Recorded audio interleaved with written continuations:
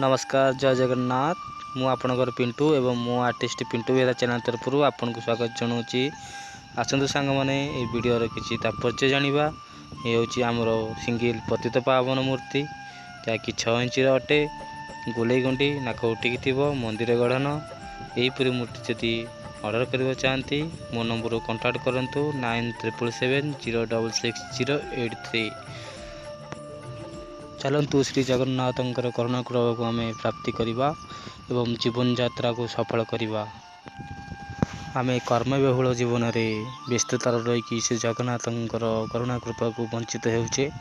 से चलतु मूर्ति घर को आनिबा एवं तांको आशीर्वाद प्राप्ति लाभ करवा। ये सब संभव हो पार केवल जगन्नाथ मूर्ति को घर को आनी आम तांको नीतिविधि अनुसार पूजा अर्चना करी तांको आशीर्वाद पाइबा। चलतु आम आर्टिस्ट पिंटू सहित जोगाजोग करवा एवं यही मूर्ति घर को आनिबा। जय जगन्नाथ जय जगन्नाथ जय जगन्नाथ।